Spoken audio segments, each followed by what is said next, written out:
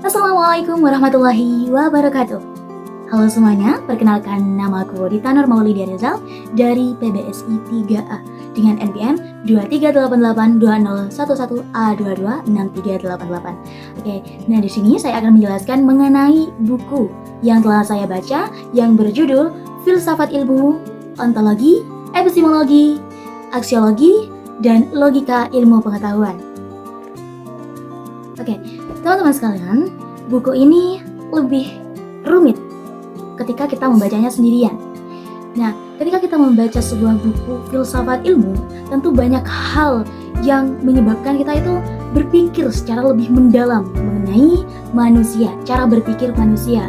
Nah, teman-teman sekalian, dalam buku ini ketika kita membaca, kita tidak bisa secara mentah-mentah untuk menilainya secara langsung, tapi kita harus lebih berpikir lebih kritis lagi karena buku ini itu mengajak kita untuk berpikir lebih rasional lagi.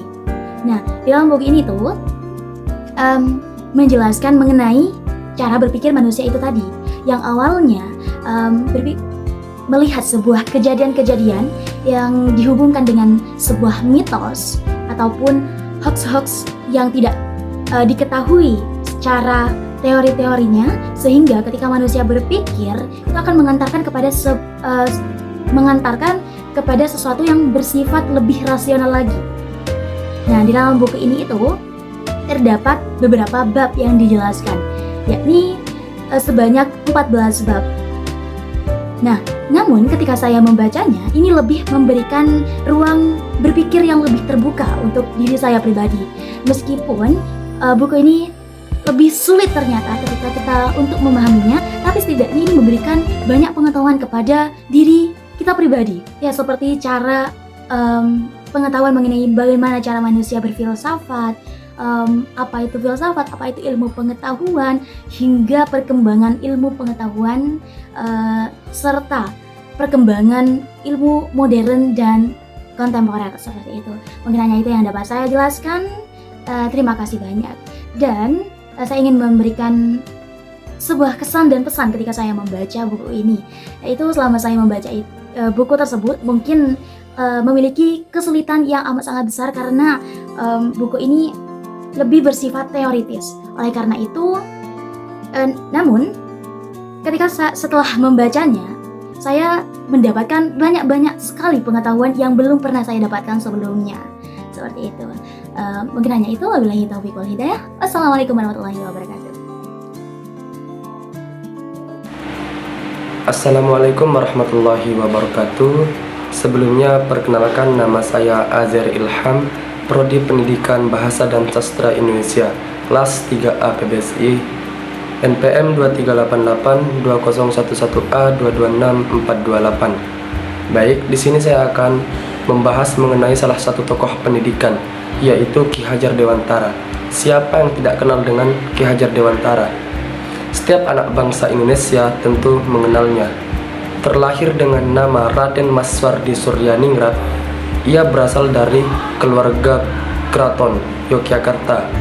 Saat berusia 40 tahun, beliau mengganti namanya menjadi Ki Hajar Dewantara dengan alasan agar supaya terbebas dekat dengan rakyat, baik secara fisik maupun batin.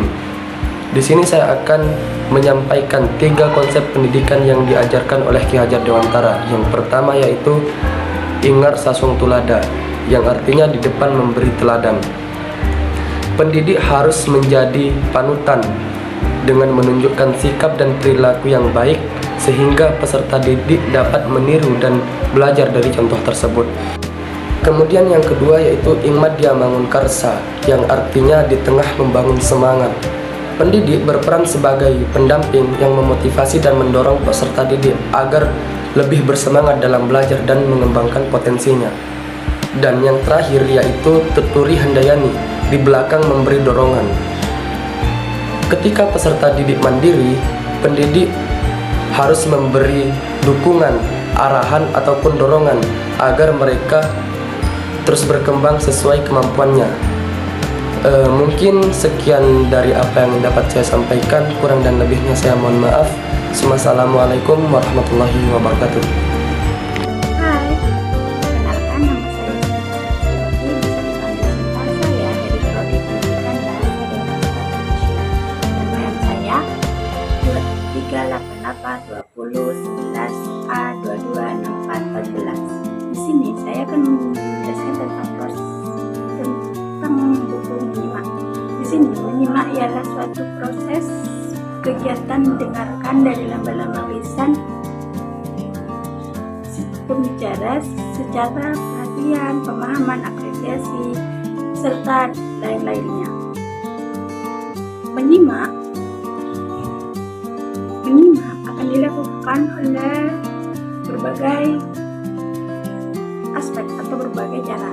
Bisa menyimak secara intensif dan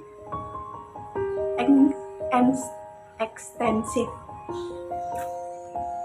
Awalnya saya di sini tidak menyukai buku menyimak, tetapi saya setelah membaca lebih mendalam, saya bisa mengetahui pentingnya belajar tentang menyimak agar saya tahu bahwa menyimak itu sangat penting dan bisa dilakukan oleh saya sendiri.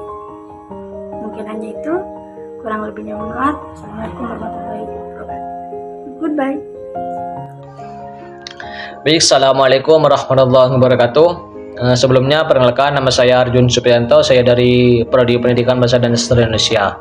Di sini saya akan beri sedikit pembahasan tentang apa yang saya baca. Jadi teman-teman, di sini kan kita disuruh oleh dosen kita yaitu membahas ataupun membaca bahan bacaan yang tidak disukai. Jadi saya akan memberikan sedikit pembahasan tentang buku yang saya baca meskipun saya tidak menyukainya. Jadi buku yang saya baca ini bukan buku melainkan sebuah kitab. Kenapa saya tidak suka dengan kitab? Karena saya sulit untuk memahaminya ataupun sulit untuk menafsirkannya, sehingga saya itu harus ada seorang guru ataupun seorang pembimbing sehingga saya bisa memahami ataupun saya bisa mengetahui sesuatu yang ada di dalam kitab ini. Kitab ini berjudul Adabul Alim wal Muta'allim, yang artinya etika seorang murid kepada gurunya ataupun etika seorang guru kepada muridnya. Jadi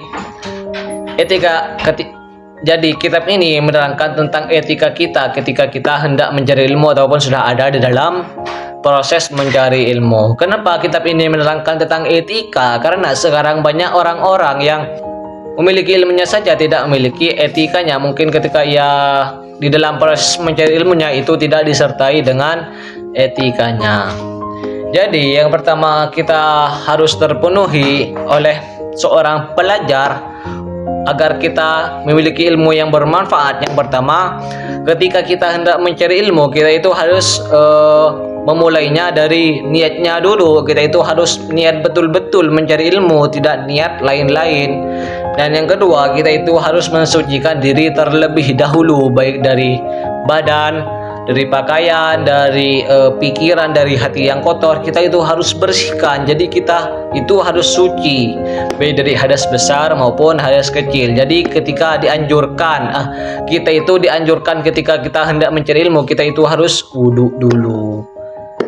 Jadi mungkin hanya itu dari saya, dari penjelasan saya. Mungkin kalian agak sedikit tidak paham karena kegagapan saya dalam berbicara. Jadi saya mohon maaf. Wassalamualaikum warahmatullahi wabarakatuh.